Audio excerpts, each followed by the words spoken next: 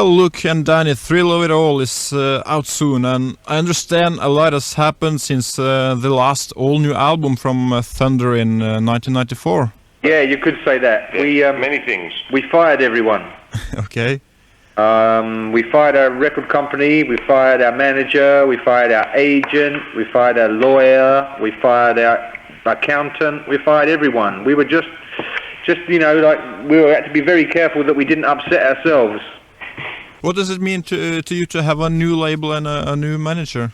It means a lot more enthusiasm, which is the reason why we fired the other people. The last year's The Best Of release called Their Finest Hour, was that to kind of finish a chapter of Thunder, or simply just to give people something while waiting for a new album, which you knew would take some time? Well, no, it was something that EMI wanted to do, and it's one of those things that record companies do to make a bit of money quickly, basically. And we weren't particularly happy with it being released. We thought it was way too early in our career to release a compilation like that. But that's the sort of thing that record companies do occasionally. There's not a great deal you can do about it. So we figured it would be better to try and support it and give them a couple of extra tracks so that the fans who did buy it at least got some kind of value for money. And so we did it. But, there you go. What can we say?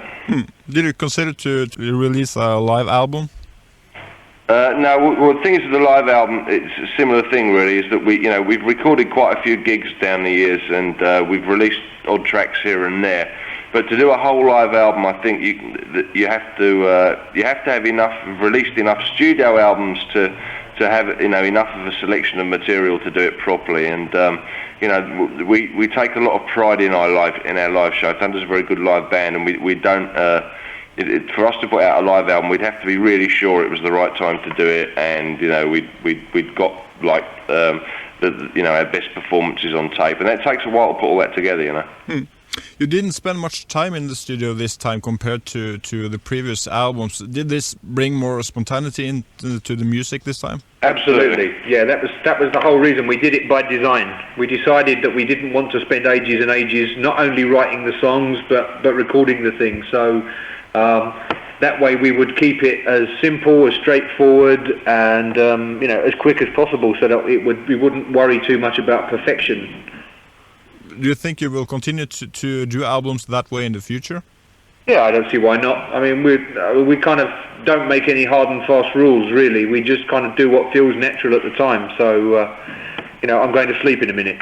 Have the lyrics around the changes around the band lately meant anything for the lyrics on your new album? I think, if anything, that what was happening to us last year when we were changing everything around, that was a very time-consuming thing. We spent a lot of time in meetings with lawyers and accountants and all that kind of thing. And I guess probably, if anything, that had a really positive effect on the material, because when we went away and sat down to write songs, the frame of mind was very kind of determined, to get through this period, and I think that lends the material a kind of a nice edge, And although there's no songs that are directly about what was going on, I think the songs are all written with a very determined, positive state of mind, and that was good. How come your bass player left the band? Well, basically, it was a domestic thing, really. He was seeing a girl for a long, long time, 14 years, and they split up, and then they got back together, and she became pregnant. But she was always very, very unhappy about him being away from home a lot. And basically, I think he made the decision that when his child was born, that he wanted to be around and be in Sweden most of the time.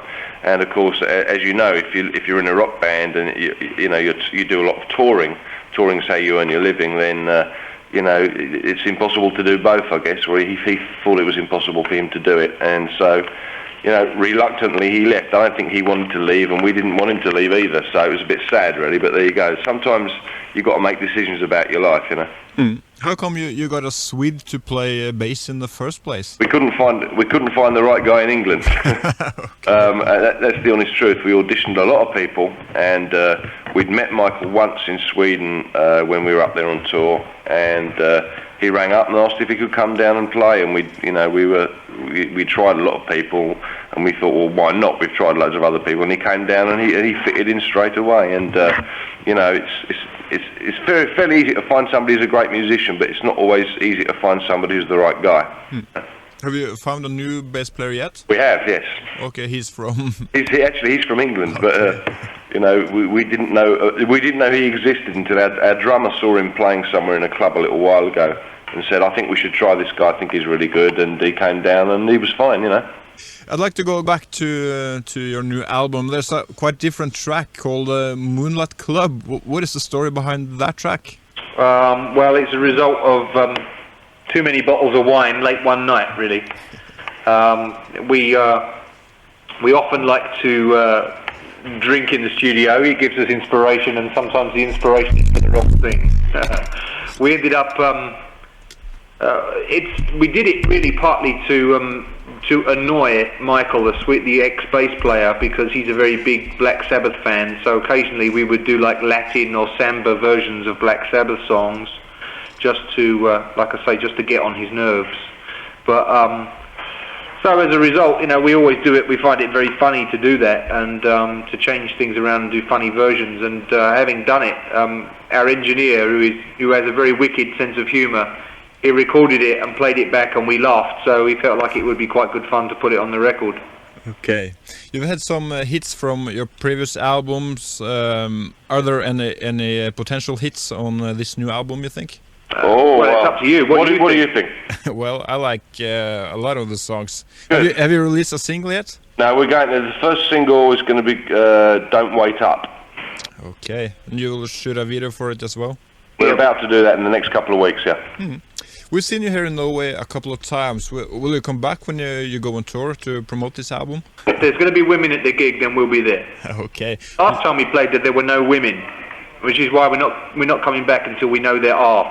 I'll get some for you. Good man.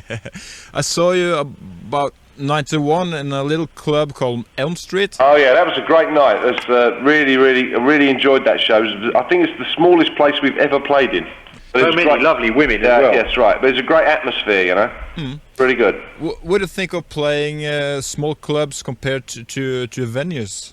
Well, it's a different art, really. I mean, there's some things that aren't as pleasant in that you have less room on the stage, and maybe the sound can be a little kind of odd sometimes. But it's great when you're that close to people. If you're playing in like an arena or a big festival outdoors, it's a very different thing. You have to look at 50,000 people and assume they're all one person. But when you're playing in a little club and you can see everybody's expressions and everybody's faces, and you can see people reacting to the music, it's a good feeling. 2 weeks ago I played Pilot of My Dreams. Why don't you pick one song each from the album? Okay, well I'm going to pick Don't Wait Up, because that's probably going to be the first single. Well, it is going to be the first single. And I love I like the groove. It's quite R&B for us. Unusual. I'm going to pick Love Worth Dying For, because it makes me cry.